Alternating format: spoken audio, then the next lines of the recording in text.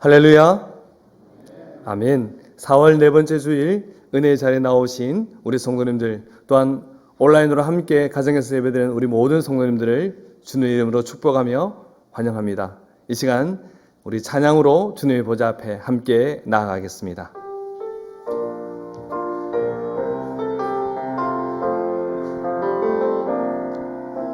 보혈을 지나 하나님 품으로, 보혈을 지나 아버지 품으로, 보혈을 지나 하나님 품으로 한 걸음씩 나아가. 보혈을 지나, 보혈을 지나 하나님 품으로, 보혈을 지나 아버지 품으로, 보혈을 지나 하나님 품으로 한 걸음씩 나아가네. 손귀한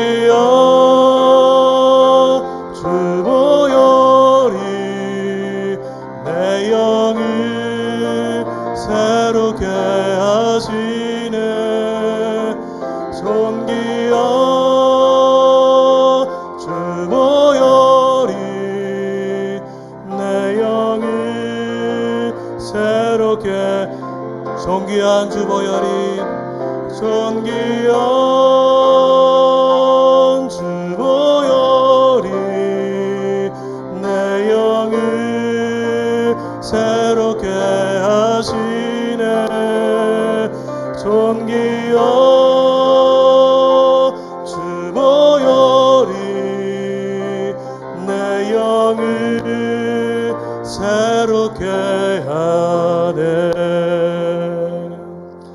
다 같이 자리에 일어나서 임재 찬양하도록 하겠습니다. 하늘의 문을 여소서, 이곳을 주목하소서. 주를 향한 노래가 꺼지지 않으리.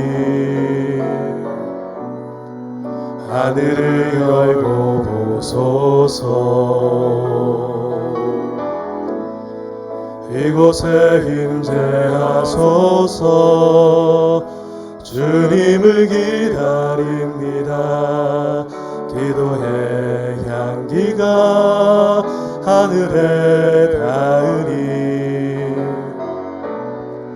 주여 임재하여 주소서. 이곳에 오셔서 이곳에 앉으소서. 이곳에서 드리는 예배를 받으소서.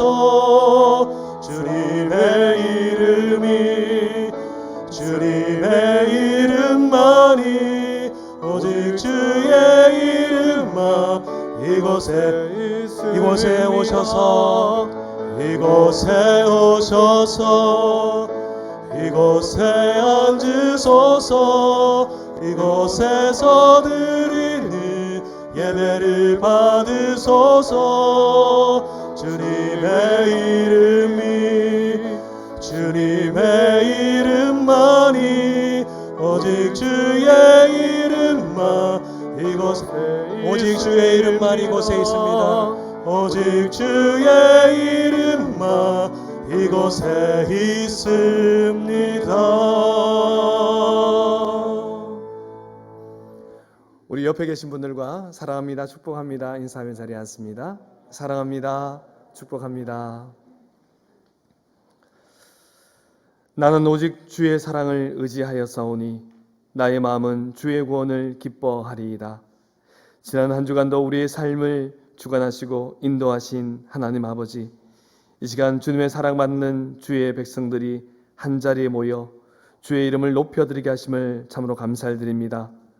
티끌보다 못한 존재들이었지만 주의 사랑과 주의 은혜로 말미암아 주의 자녀, 주의 백성들이 되었사오니 우리 생의 모든 부분이 주님을 닮아가게 하여 주옵시고 주의 말씀을 따라가게 하여 주옵소서.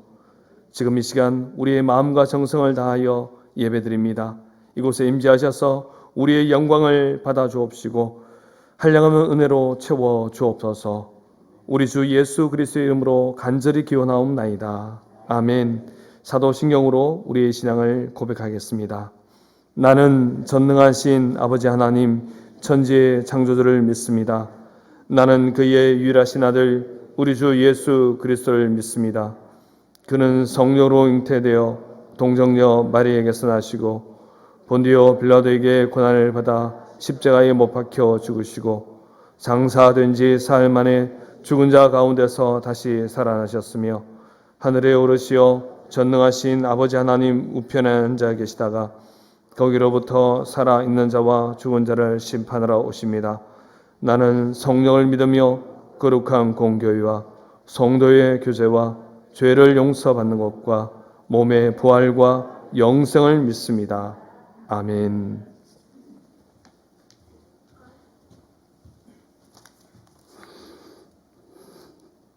우리의 모든 여건과 환경과 생사화복을 중환하시는 하나님을 나의 주 나의 하나님 됨을 감사합니다.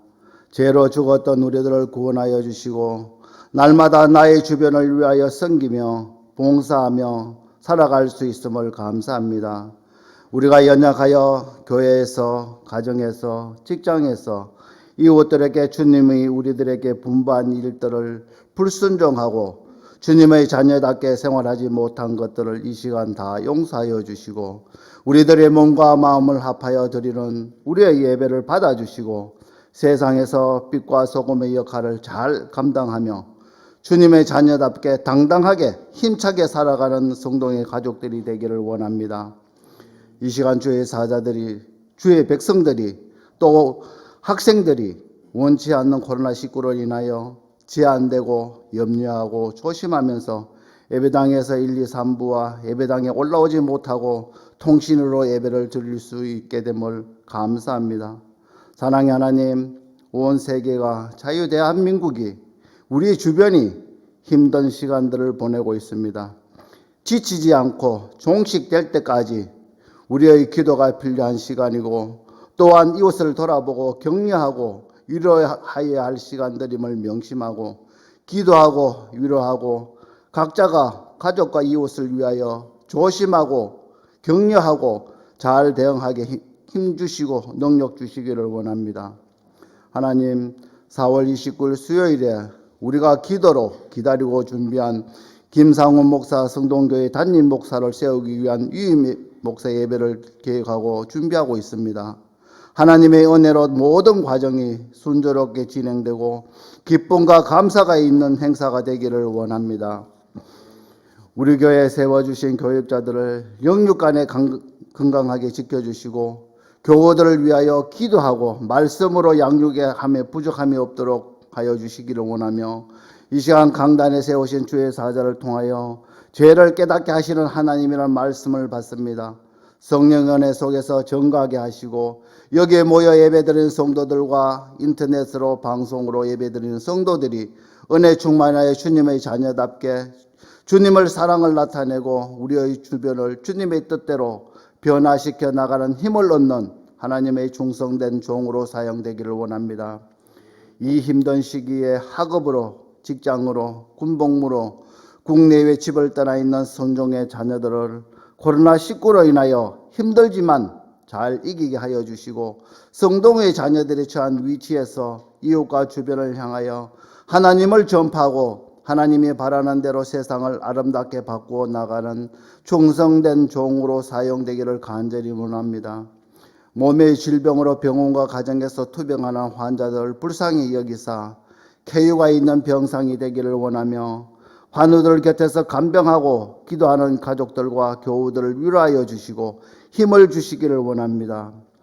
이 시간 몸과 마음을 합하여 예배당에서, 가정에서, 직장에서 진정으로 드리는 예배를 하나님이 기쁘시게 받으시는 예배가 되기를 원하며 이 힘든 시간들을 웃으며 이야기할 수 있는 날이 속히 오기를 기다리며 예수 그리스도 이름으로 기도합나이다. 아멘.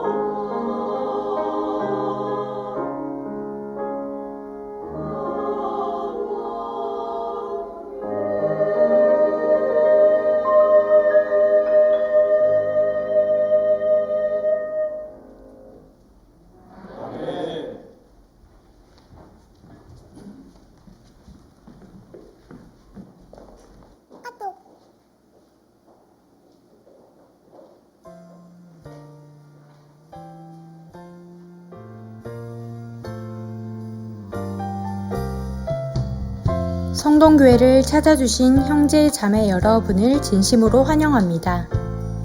예배 후 1층 새가족실로 오시면 필요한 도움을 받으실 수 있습니다. 우리 주에는 행복한 교회 생활과 가정 생활을 소망하는 이웃이 많이 계십니다. 이웃분들을 따뜻한 마음으로 사랑의 주님께로 인도합시다. 교회 소식을 알려드립니다. 담임 목사 위임 감사 예배가 이번 주 29일 수요일 오후 7시 본당에서 있습니다.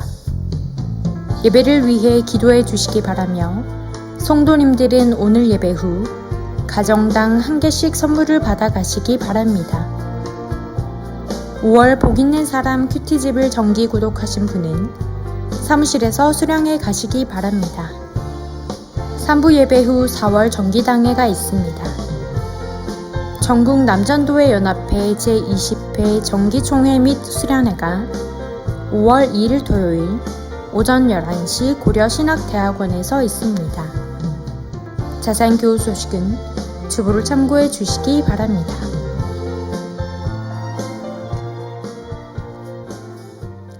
성경 봉독하겠습니다.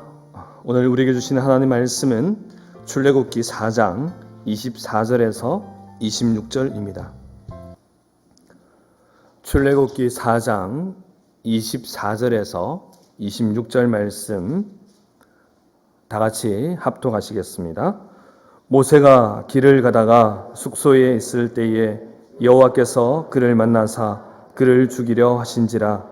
시보라가 돌칼을 가져다가 그의 아들의 포피를 베어 그의 발에 갖다 대며 이르되 당신은 참으로 내게 피남편이로다 하니 여호와께서 그를 놓아 주시니라.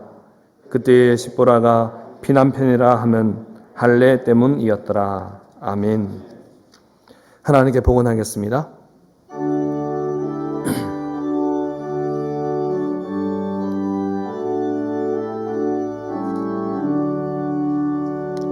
내게 있는 모든 것을 겸손하게 드리네. 세상 욕심 멀리하니 나를 받아주소서. 주께 드리네. 주께 드리네.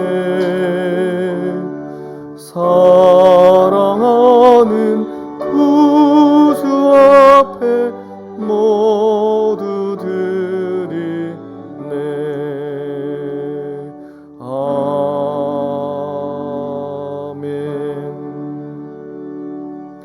김은혜 권사님의 친정아버지 되시는 김영재 집사님, 지난 화요일에 소천하셨습니다.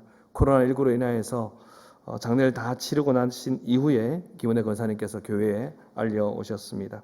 전영배 장로님과 우리 김은혜 권사님 가정을 위해서 기도해 주시기 바랍니다. 이 시간 담임 목사님 나오셔서 보험 기도해 주시고 말씀 선포해 주시겠습니다.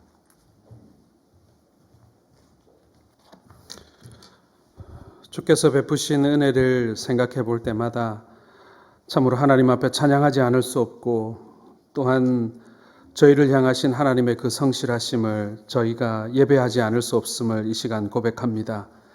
하나님 앞에 참으로 귀한 것 들고 나온 가정들과 또 성도들 한 사람 한 사람을 주님 기억하여 주시고, 하나님을 기쁘시게 하는 이들의 삶을 주님 복내려 주시옵소서. 무엇을 하든지 주님과 동행하게 하시며 하나님을 기쁘시게 하는 일에 우리의 삶의 모든 에너지와 또한 우리의 삶의 열정들을 더할 수 있도록 주님 도와주옵소서.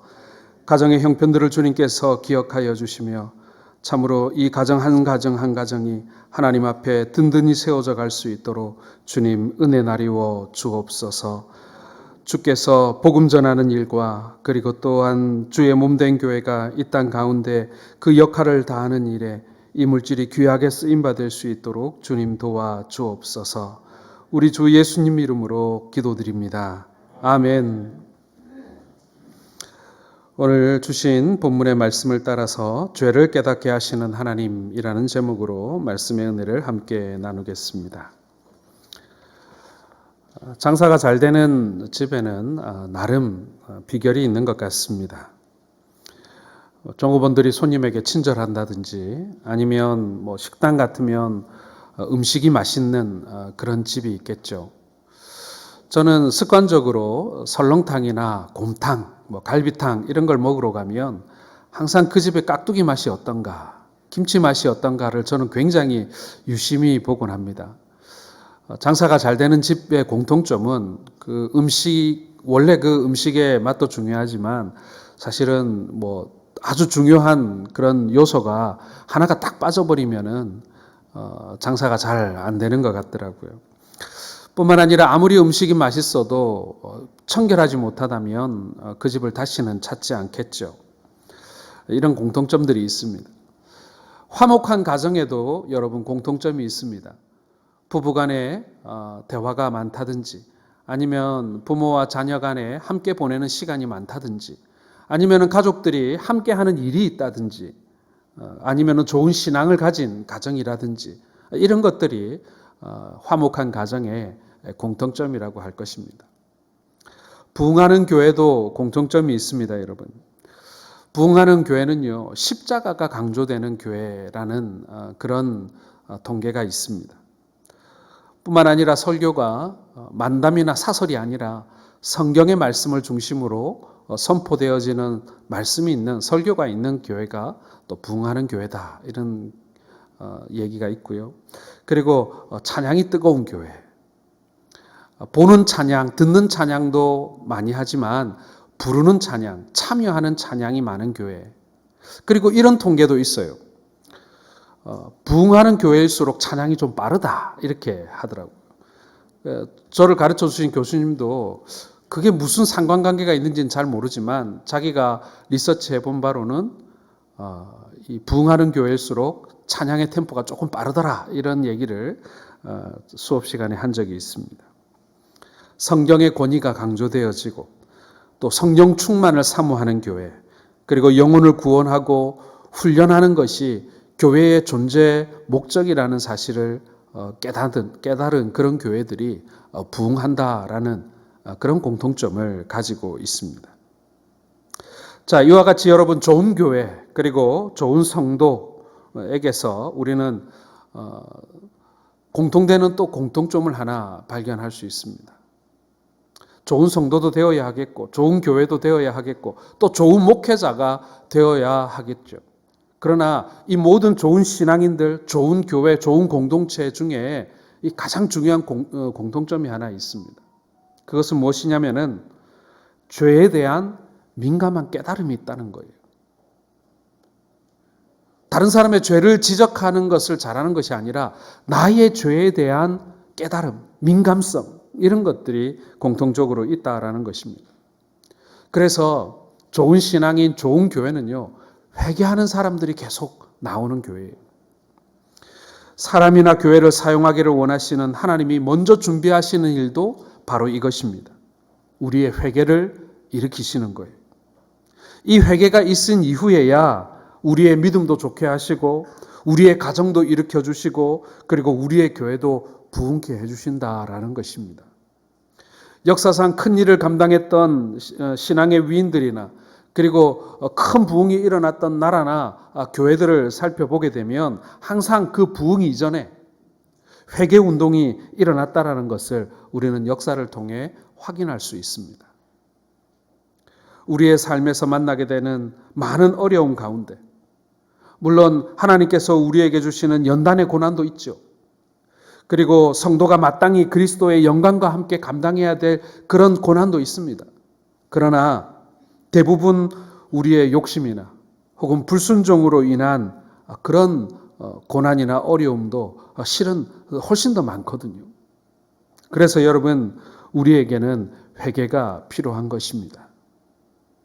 오늘 이 시간에 신앙의 큰 위인이었던 이 모세에게 일어난 일을 통해서 하나님께서 모세를 어떻게 훈련시키시고 그리고 그로 하여금 어떻게 회개케 하는가, 그로 말미암아 우리와 또 우리의 교회를 향한 하나님의 그 죄를 깨닫게 하시는 뜻이 무엇인가를 함께 발견해가는 그러한 시간 될 수 있기를 바랍니다. 자, 오늘 우리가 본문에서 읽었습니다마는 오늘 모세는 호렙산에서 하나님을 만난 이후에 사명을 받고 하나님이 주신 지팡이를 짚고는 가족들을 이끌고 애굽으로 내려가게 됩니다. 사실 이 모세가 애굽으로 가는 것은 굉장히 위험천만한 일이었어요. 과거에는 공소시효 이런 거 없었습니다. 모세는 여전히 애굽에서 살인자였어요. 그리고 반역자였습니다. 다시 모세가 애굽으로 돌아간다는 것은 자신의 이 미래를 장담할 수 없는 그런 위험한 도전이었어요. 그러나 하나님께서 명령하셨잖아요. 여러 가지 핑계를 대었지만 아니다, 네가 가야 된다. 이러니 모세도 하는 수 없이 지팡이를 털레 짚고는 가족들을 이끌고 애굽으로 내려가는 것입니다. 이제 모세는 하나님의 말씀과 역사를 대행하는 선지자요 그리고 지도자로 임명을 받았던 것입니다. 40년 동안 광야에서 하나님께 훈련되어지고 다듬어진 모세가 이제 그 소명을 이루기 위해서 애굽으로 가는 것입니다.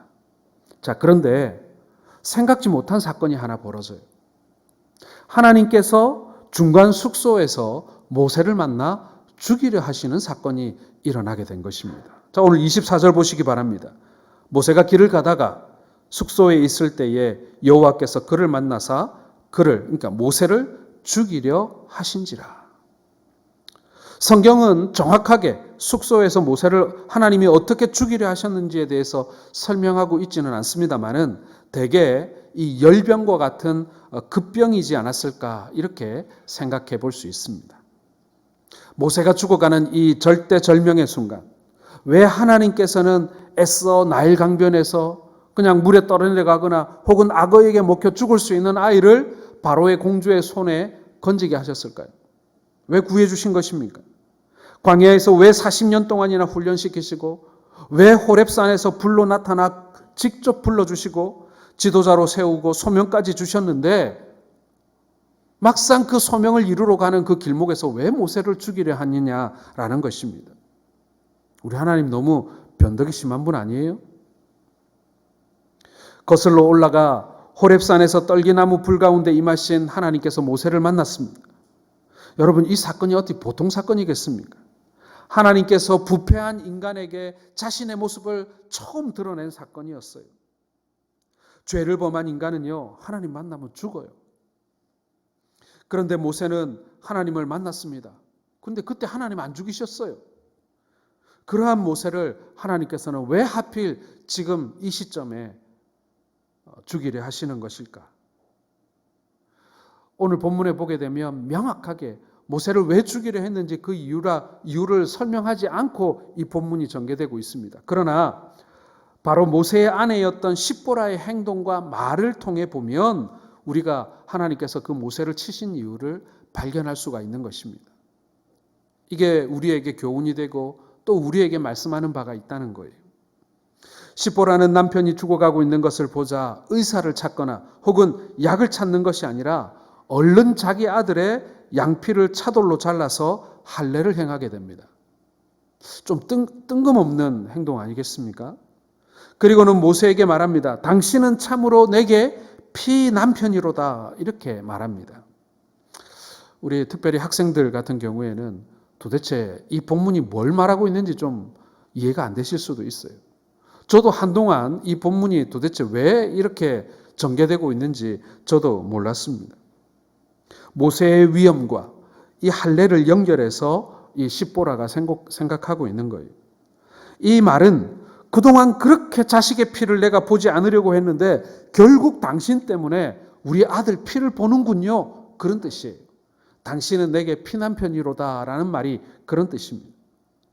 여러분, 이게 무슨 말이겠습니까? 광야에서 미디안 제사장 이드로 자기 장인의 집에서 결혼해서 이 모세가 얹혀 사는 동안에 자기 아들을 할례를 못 행했던 거예요. 물론 모세는 자기 아들에게 할례를 행하기를 원했습니다. 그러나 그게 안 됐던 거예요. 미디안의 이방 제사장 가정에서는 할례 의식이 없을 뿐만 아니라 십보라 역시도 자식의 피를 흘리는 것을 싫어했던 것입니다. 왜 그러냐면요, 고대 근동에서는 이 피 안에 생명이 있다고 믿었어요. 그래서 피를 흘리거나 피가 땅에 떨어지는 것을 굉장히 부정하게 여기거나 혹은 자신의 이 생명력이 그 피를 통해 빠져나간다고 생각을 했어요. 그래서 피를 흘리는 것을 굉장히 조심하고 그리고 싫어했다는 것이죠. 금쪽 같은 아들에게 멀쩡한 아이의 양피를 잘라서 이 피를 흘리려고 하는 남편이 이 십보라는 그동안 이해가 되지 않았던 거예요. 모세는 자신이 히브리인이고 언약의 백성이니 당연히 자신의 아들 역시도 하나님의 언약의 증표를 행하기를 원했을 것입니다. 그러나 결혼 지참금도 한 푼 없이 얹혀 사는 처지에 자신의 고집대로 가장 노릇을, 남편 노릇을 제대로 할 수나 있었겠습니까? 그리고 같이 사는 사람들과의 종교적인 마찰도 분명 피하고 싶었을 것입니다. 그리고 그때까지는 할례를 행하지도 않아도 사실은 아무 문제가 없었거든요. 벌써 아들의 나이가 한참 됐지 않습니까? 그런데도 살아오는 동안 아무 문제 없었어요. 그러니 그저 해야 되는데 하면서 그저 미적거리며 그렇게 세월만 보낸 것입니다. 자, 그런데 이제 하나님께서 이 모세에게 큰 일을 맡겨 이 사명의 여정을 떠나는 이 순간 하나님께서는 이 문제로 모세에게 심하게 진노하고 계시는 것입니다. 이제는 상황이 달라졌다는 거예요. 너는 옛날에 힘이 없고 의지가 없고 처지가 궁색해서 못했지만 이제 아니지 않느냐는 거예요. 이제 하나님의 선지자요, 하나님의 지도자요, 그리고 하나님의 사명자로 이제 천군 만마를 등에 업고 이제 애굽으로 향하여 떠나는 지금 네가 못할 게 뭐 있냐는 거죠. 오늘 하나님께서는 모세에게 바로 그 책임을 그리고 그 회개를 묻고 계시는 것입니다. 모세는 40년 동안 광야에서 양을 치며 힘든 처가살이를 하는 동안 하나님의 많은 연단을 경험하게 되었습니다. 그런데 호렙산에서 모세가 하나님을 만나는 순간 그동안 피동적으로 알았던, 막연히 알았던 그 하나님을 그 순간 확실하게 알게 된 거예요. 40년 동안 하나님을 안 것보다 그 떨기나무 가운데 임하신 그 하나님을 만나는 순간 그 하나님을 아는 지식이 훨씬 더 그 순간 많이 본인에게 이제 다가오게 된 것입니다. 전능하신 하나님을 비로소 인격적으로 깨닫게 된 것이죠. 이제 하나님께서는 모세가 사람들의 눈치를 보면서 타협해 가면서 하나님을 섬기는 것을 더 이상 용납하지 못하겠다라고 선언하신 것입니다. 하나님께서는 모세가 깨달은 만큼 이제 하나님 앞에 온전하기를 요구하고 계시는 것입니다. 그동안 모세는 너무 침체되어 있어서 자기가 하나님 앞에 옳다고 생각되는 일도 행할 수 없었어요. 모세가 몰랐던 건 아니지요. 여러분, 모세가 살아온 그 시대를 보게 되면 모세는 여러분 3번의 중요한 훈련을 받게 됩니다. 하나는 젖먹이 때부터 그 유모로 가장한 그 어머니를 통해 받은 신앙 교육이 있고요. 그 다음에 둘째로는 바로의 궁정에서 바로의 딸의 아들로 왕자로 받은 교육이 있어요. 그 애굽의 최고의 지식을 전수받았지 않겠습니까? 그리고 마지막으로는 광야에서 40년 동안 받았던 훈련이 모세가 어릴 때 받은 그 신앙 교육으로 인해서 모세는 하나님에 대해 많은 것을 알고는 있었습니다. 그러나 그것을 행하고 그대로 살 수 있는 데까지는 이르지 못했던 것이죠. 자, 이제 그랬던 모세가 하나님께서 자신의 능력을 보여주시고 그리고 모세를 사랑하시는 하나님의 사랑을 보여주시고 거기에다가 능력까지 힘입게 해주셨어요.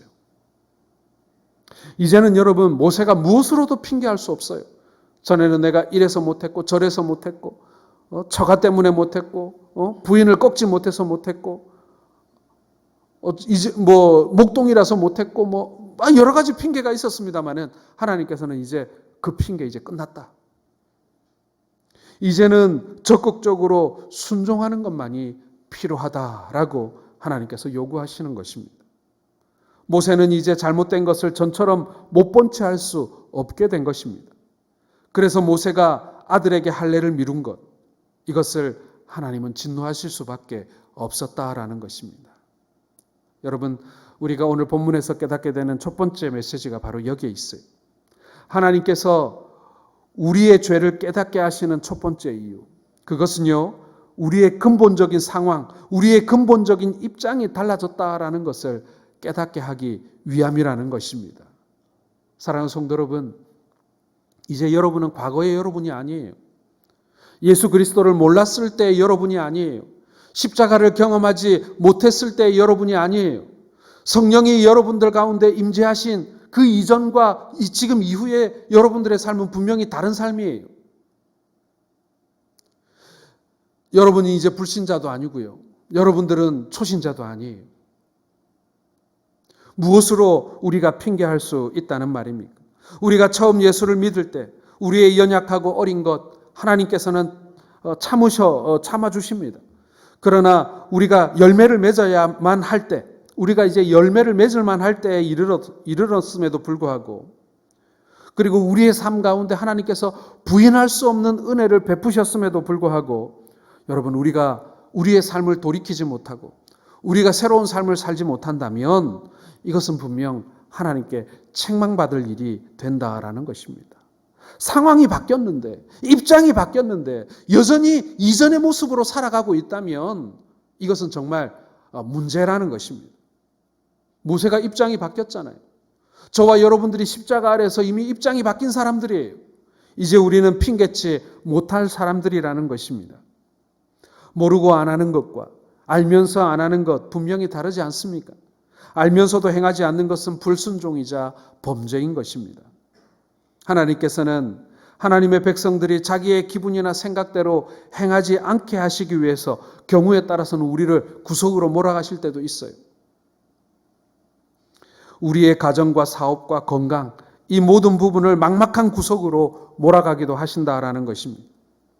우리가 하나님의 의도를 그리고 하나님이 가지고 계신 그 생각을 알 뿐만 아니라 우리가 그것을 따라 행할 때까지 하나님께서는 우리를 구석으로 밀어붙이실 수도 있다라는 것입니다. 왜요? 왜 그렇습니까? 이제 우리가 과거의 우리가 아니기 때문에 그런 거예요.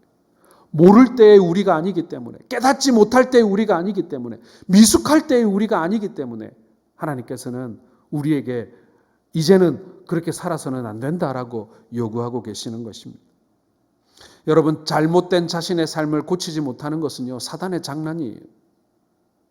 그것은 내 의지가 박약해서도 아니에요. 우리 안에 여전히 아직도 뿌리 뽑지 못한 죄가 우리를 불순종하게 만드는 것이지요. 내 성품이나 아니면 내 환경이나 혹은 나의 어떤 성품이 혹은 내가 A형이라서 천만의 말씀이에요. 여러분, 그건 핑계일 뿐입니다. 냉소적인 신앙, 부정적인 생각들, 이중적인 삶, 하나님께서는 모세로 하여금 하나님의 거룩하심에 대하여 예전처럼 방관해서는 안 된다라는 것을 가르쳐주기 위해서 모세를 죽음까지 몰아가신 거예요.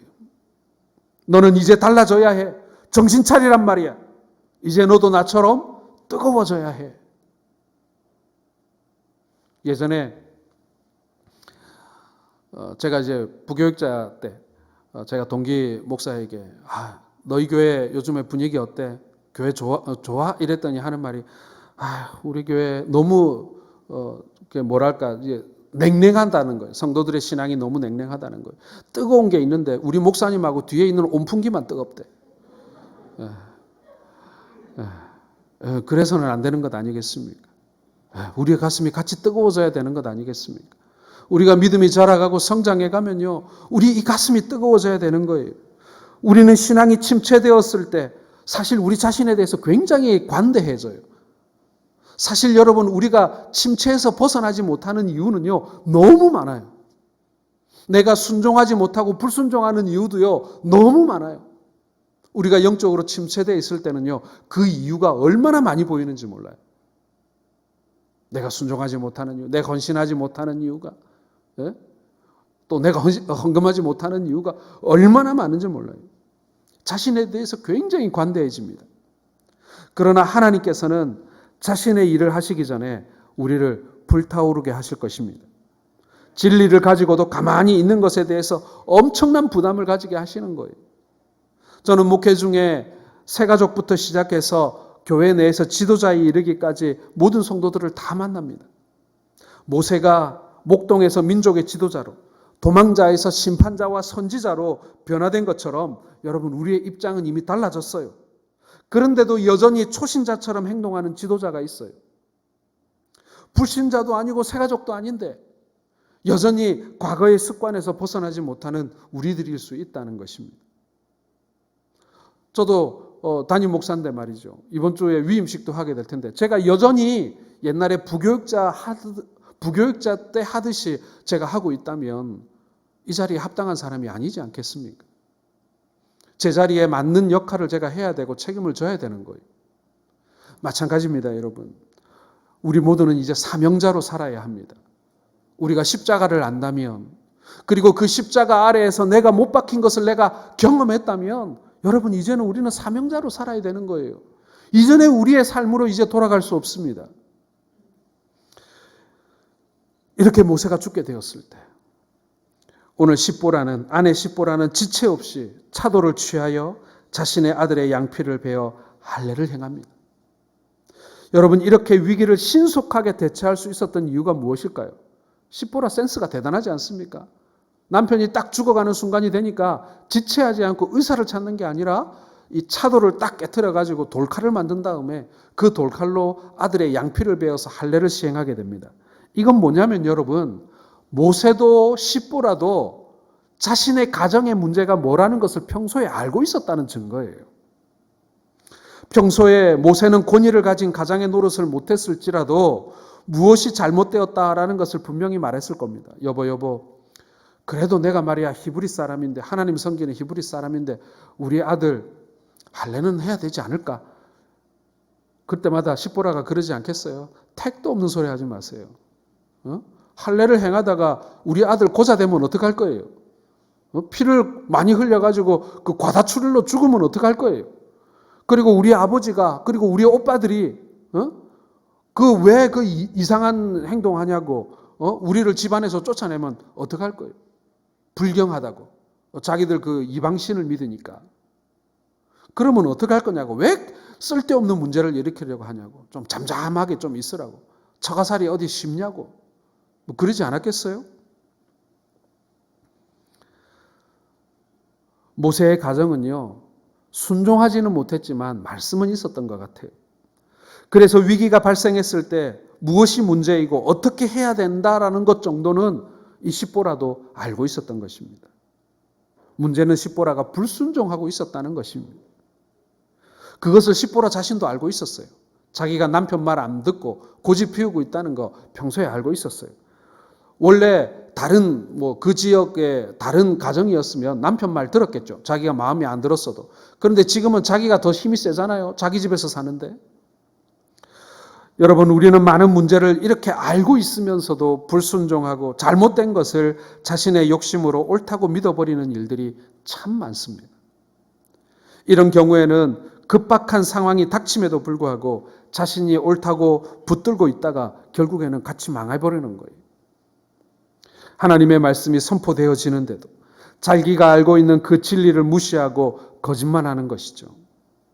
그러나 여러분, 오늘 십보라가 고집은 있어도 사람이 거짓된 것 같지는 않아요. 그 위기가 찾아오자 이 위기의 원인이 자신에게 있다는 것을 바로 직감하게 됩니다. 그리고 자신의 잘못을 남편 앞에 인정하게 되는 것이죠. 사랑하는 성도 여러분, 사실 우리가 과거에 좀 뻗댄 것, 우리가 과거에 좀 고집 피운 것, 분명히 부끄러운 일입니다만은 우리가 돌아서는 그 순간 하나님께서는 그것조차도 기쁘게 받아주신다는 것을 여러분 믿으시길 바랍니다. 우리 책망치 않으시는 분이에요. 책망치 않으시는 분. 하나님이 내가 그랬지, 내가 순종하라고 했지, 십보라 너 그렇게 고집 피우다가 네 남편 죽일 뻔했지.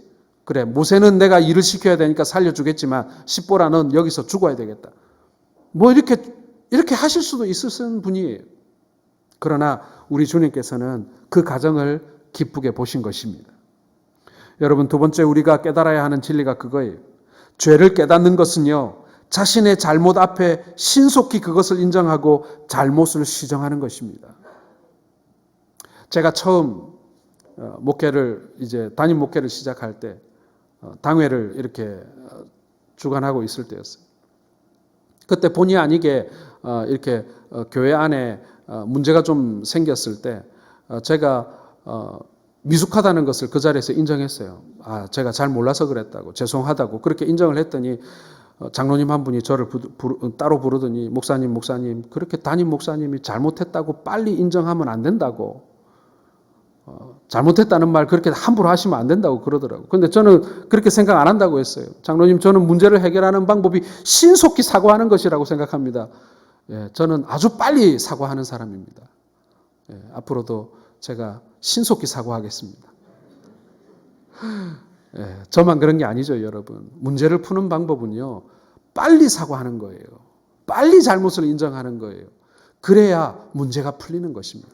그것을 덮으려고 하고 인정하지 않으려고 하고 그것을 어떻게든지 모면해서 다른 사람에게 씌우려고 하고 그러면 거기서 사고가 나는 거예요. 거기서 다툼이 일어나고 마음이 상하고 그렇게 되는 것이죠. 사랑하는 성도 여러분, 자신의 잘못 앞에 그것을 신속히 인정하고 시정하실 수 있기를 바랍니다. 여러분, 잘못을 아는 데서만 그치면 안 돼요. 왜냐하면 알면서도 대부분 불순종하거든요. 몰라서 불순종하지 않아요. 신앙은 하나님을 기쁘시게 하는 것입니다. 그러나 많은 사람들이 신앙생활을 자신을 기쁘게 하기 위해 하는 것을 보게 됩니다. 심지어는 예배도요, 그렇게 해요. 오늘 이 예배를 통해서 나를 좀 만족해 해달라고. 오늘 이 예배를 통해서 내가 좀 기쁜 마음으로 돌아갈 수 있도록 내게 좀 뭔가를 좀 달라고. 나에게 좀 듣기 좋은 말을 좀, 힘이 되는 말을 좀 해달라고. 여러분, 우리가 사실 말은 그렇게 안 하지만 그런 태도로 예배에 참여하지는 않습니까? 내가 이 예배에 참여함으로 주님을 기쁘시게 해야 되겠다라는 마음보다 내가 이 예배에 참여할 테니 하나님 나를 좀 기쁘게 한번 해보십시오 라고 요구하는 자세로 우리가 예배하고 있지는 않습니까? 우리 신앙생활이 그럴 때가 많아요. 예배에 대한 존중하는 마음도 사라지고요. 예배가 하나님을 만족해 하는 것임에도 불구하고 나의 만족으로 바꿔버릴 때가 너무나 많다라는 것입니다. 기도도 내 마음에 기쁨이 있을 때만 해요. 그래서 기도해야 한다는 것은 알면서도 기도하고 싶을 때까지 안 하고 버티는 거예요. 내 마음이 기도할 마음이 들어야 기도하지. 여러분, 기도는 그렇게 하면요, 평생 못합니다. 이것은 자신의 만족을 위한 신앙이라고 밖에 말할 수 없는 거예요. 여러분, 처음에는 그렇게 시작할 수 있습니다. 초신자는 당연히 그렇게 시작을 하지요.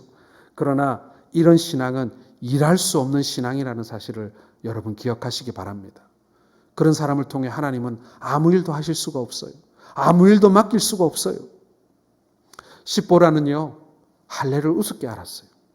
남편은 자신들의 동족에게 쫓겨온 도망자 아니겠습니까? 그런 주제에 이스라엘 백성이라는 표시로 자기 아들의 생사를 잘라서 할례를 하자는 것, 그건 너무 우스운 일이었어요. 여러분, 구약시대의 할례는 그렇게 우스운 일이 아니었습니다. 거룩한 하나님의 의식이었습니다. 할례를 행하지 않은 사람은 민족 가운데 멸족될 것이라고 주님께서는 말씀하셨습니다. 할례는 하나님의 백성이라는 표를 몸에 지니고 사는 것이었습니다. 형식은 무조건 무시하고 자연스러운 것만이 좋은 것은 아니었습니다. 우리가 예배를 드릴 때 이렇게 순서를 정해서 예전을 따라 예배하는 것도 그런 것 아니겠습니까? 그저 편안한 분위기 속에 그냥 설교만 듣고 가면 되지, 이런 예전이 왜 필요하겠어요? 일어나라, 앉아라 하고, 그렇죠? 여러분, 그것은요, 우리 하나님이 존귀한 분이시고 위엄과 권위를 지닌 분이기 때문에 그런 것입니다. 그 앞에 우리가 함부로 행할 수 없는 거예요. 그 앞에 우리가 소위 말해서 경고망동할 수 없는 거예요. 생각을 해보세요. 나시티를 입고 쫄쫄이를 신고 오늘 이 예배에 앉은 사람과 이렇게 옷을 잘 갖춰 입고 이 자리에 앉아 예배를 드리는 사람 가운데 그 마음의 마음가짐이 똑같다고 할 수 있겠습니까? 그렇지 않거든요.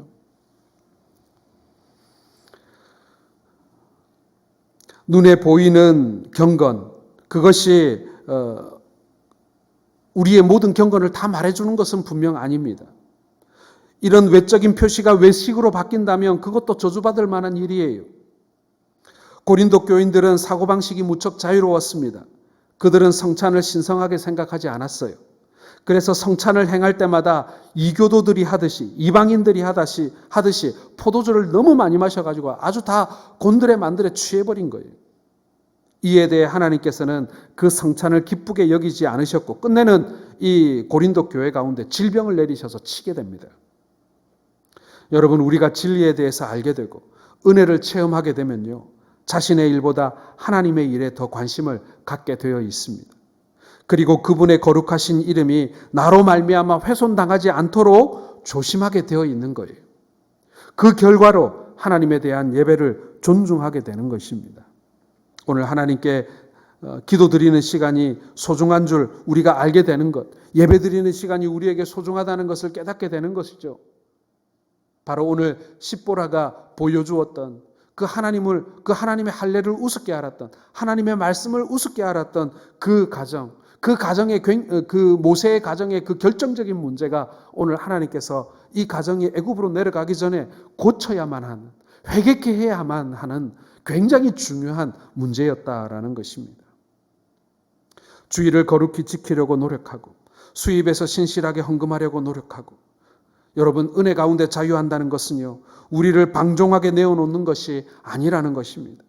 십보로와 같은 실수를 우리의 삶 속에서 막아야 하는 것이에요. 하나님께서는 교회의 생명력을 불어넣으셔서 교회가 다시 생명력 넘치고 영혼들이 자기의 죄를 자복하고 온전한 마음으로 하나님께 돌아가는 것을 부흥이라고 말씀하고 있습니다. 이스라엘 백성들이 애굽의 속박에서 벗어나서 하나님께 돌아오는 이 출애굽은 부흥 중의 부흥이라고 할 것입니다. 그러나 하나님께서는 이 부흥을 일으키시기 전에, 이 부흥의 역사를 세상에 이렇게 드러내시기 전에 한 가정의 죄를 지적하고 고쳐주고 계시는 것이죠. 그들의 죄를 아프게 하셨습니다. 모세는 거의 죽을 뻔했습니다. 여러분, 하나님께서 이렇게 하신 이유가 무엇입니까? 그것은 특별한 방법으로 자기 백성들에게 찾아오시기 위함이었습니다. 한 가정의 영적인 부흥, 한 개인의 영적인 부흥을 먼저 시작하시고 그것을 우리에게 요구하고 계시는 거예요. 피의 회개를 씨앗으로 하나님의 놀라운 일을 시작하시는 것입니다. 하나님께서는 애굽 백성들을 재앙으로 치심으로 비슷한 죄에 빠져있던 이스라엘 백성들이 정신 차리게 하셨습니다. 10가지 재앙이 애굽인들에게만 충격이었겠어요? 아니에요, 여러분. 이스라엘 사람들도요, 그 10가지 재앙을 보면서 공포에 떨었어요. 왜요? 이스라엘 백성들도요, 사실 도덕적으로 애굽인들보다 나을 게 하나도 없었거든요. 그들로 하여금 아프게 하셨습니다. 그리고 전적으로 하나님만 바라보고 이 죄의 도성인 애굽을 벗어나게 하신 것입니다. 여러분, 죄는 그런 거예요. 죄는, 죄송한 얘기지만 죄는 이겨내는 게 아니라요, 죄는 우리가 떠나는 거예요. 여러분, 아무리 발버둥 쳐보십시오. 죄를 이길 수 있는가? 죄도 권세가 있어요. 죄는요, 떠나는 거예요. 우리가 그 자리를 벗어나야 돼요. 도망가야 돼요. 그래야 우리가 죄의 영향력으로부터 벗어날 수가 있는 것입니다. 하나님께서는 우리에게 자주 말씀의 아픔이 있게 하십니다. 하나님의 말씀이 우리의 마음속 깊은 곳을 탐색해서 우리를 뒤집어 놓으시고 우리의 자존심을 상하게 하십니다. 그렇게 해서 하나님의 교회 전체가 부흥하게 되는 것입니다. 저는 예전에 성경을 읽을 때 항상 은혜되는 말씀을 발견하게 되면 저는 색연필로 이렇게 파스텔 색연필로 이렇게 칠하는 것을 저는 굉장히 좋아했습니다. 그런 성경책이 저한테 몇 권 있어요. 막 안에 잔뜩 그냥 줄거 놓은 거 있잖아요. 그런데 어느 날 제가 그 성경책을 가만히 보다 보니까 내 입맛에 듣기 좋은 말씀만 줄거 놓은 거예요. 거기 아픈 말, 책망하는 말, 이런 말은 그냥 다 비껴갔더라고요. 그때부터 제가 줄을 안 긋습니다. 사랑하는 성도 여러분, 우리도 하나님의 말씀을 내 입맛에 맞는 말씀으로만 생각할 때가 많이 있어요. 그 말씀만 우리가 듣고 싶어 할 때가 많이 있어요. 심지어는 목사님이 설교할 때도 그런 말씀만 가지고 설교하기를 그렇게 원할 때도 있어요. 제가 이제 우리 다음 주부터 이제 큐티 할 때 보면 이제 우리가 이제 선지서를 또 하게 되는데 저는 선지서 설교할 때마다 아주 죽을 맛이에요. 어떻게 다들 그렇게 처음부터 끝까지 책망하는 말만 있고 계속 똑같은 말씀만 하는지 아주 힘들어 죽겠더라고요. 왜냐하면 성도들에게 설교를 10번 하는데 10번 다 책망하는 설교만 할 수는 없잖아요. 그렇죠? 저한테도 그게 큰 부담이고 힘이 들더라고요. 그러니 듣는 우리 모두는 어떻겠습니까? 사랑하는 성도 여러분, 우리는 지금 죄에 대해서 너무나 무관심하고 무감각하진 않습니까? 우리는 때로 우리 자신의 신앙마저 지킬 자신이 없을 정도로 나약해질 때가 있습니다. 하나님께서는 다시 찾아오셔서 우리에게 하나님의 거룩함을 각성시켜 주시고 우리에게 하나님을 향한 열심을 다시 회복시켜 주시지 않는다면 여러분 도대체 우리에게 소망이 어디 있다는 말입니까? 그러므로 여러분 주님께서 우리를 구석으로 몰아넣으실 때 여러분 그때 반항하거나 핑계대지 말고 우리가 거기에 전적으로 반응하며 순종할 수 있기를 바랍니다. 우리의 죄를 깨닫고 회개의 길로 우리가 다시 옮겨가야 하는 것입니다. 내 마음속에 그리고 우리의 가정에 해결하지 못한 죄의 문제가 있다면 지금 하나님 앞에 그걸 던져야 되는 거예요. 우리의 죄에 대해 할례를 행하시는 여러분들 되시길 바랍니다. 그것이 나의 심령, 나의 가정, 그리고 우리의 교회, 그리고 더 나아가서 우리의 나라가 사는 유일한 방법임을 깨달으시는, 그리고 그것에 따라 우리의 죄에 대하여 민감히 반응하시는 우리 모든 성도들 되시기를 주님의 이름으로 축원합니다. 기도하겠습니다. 아버지 하나님, 저희들이 여전히 저희들의 죄에 대하여 무감각하고 그리고 때로는 관대하며 그리고 그것으로 말미암아 하나님의 말씀이 있음에도 불구하고 여전히 불순종할 때가 많음을 이 시간 회개합니다.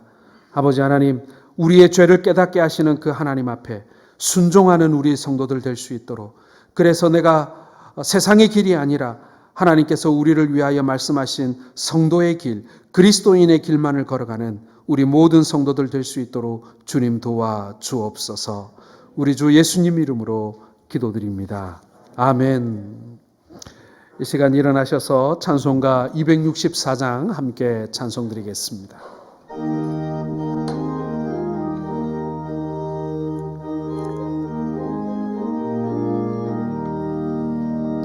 정결하게 하는 셈이 나의 앞에 있도다.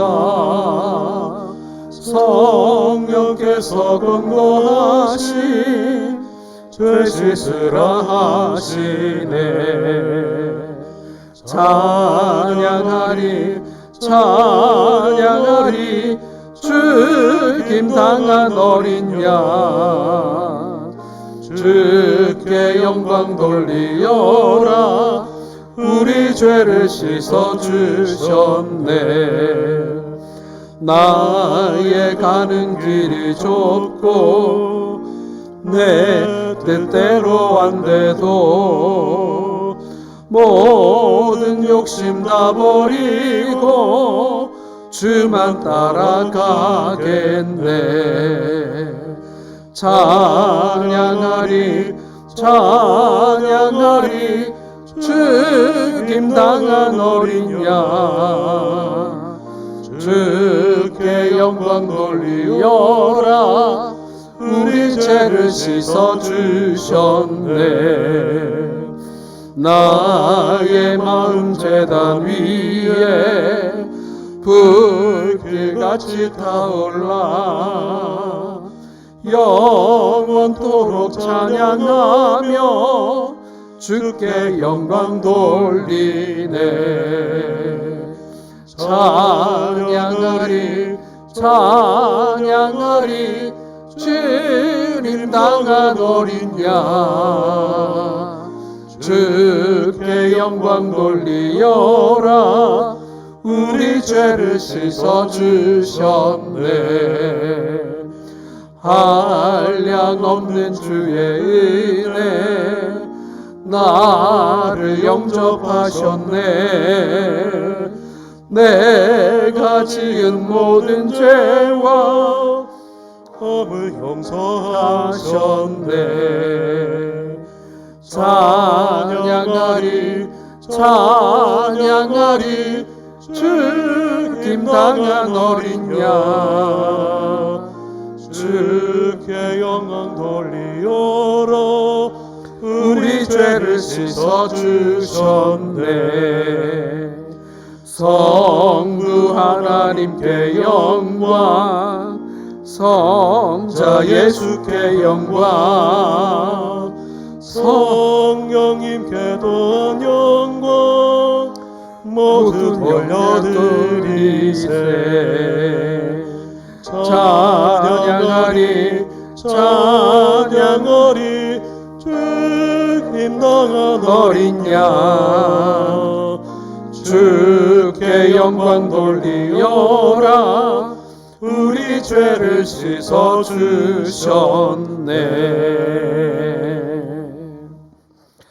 지금은 우리 죄를 위하여 돌아가신 예수 그리스도의 그 놀라우신 은혜와 우리 아버지 하나님의 참으로 우리를 향하신 그 놀라우신 섭리와 성령님의 우리를 향한 우리의 죄를 깨닫게 하시며 길을 돌이키게 하시는 하나님의 성령님의 그 놀라우신 하신 일들이 우리의 삶을 되돌이키며 우리의 죄를 깨달으며 또한 하나님이 기뻐하시는 길만을 걷기를 소원하는 모인 주의 백성들과 그 가정, 그 자손들 위해 지금부터 영원 무궁토록 함께 있을지어다. 아멘.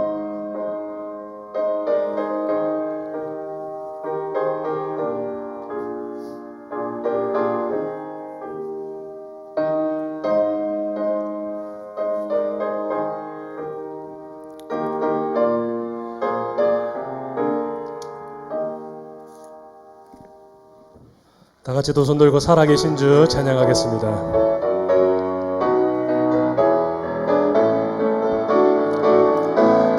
살아계신 주 나의 참된 소망 걱정 근심 전혀 없네. 사랑의 주내 갈 길 인도하니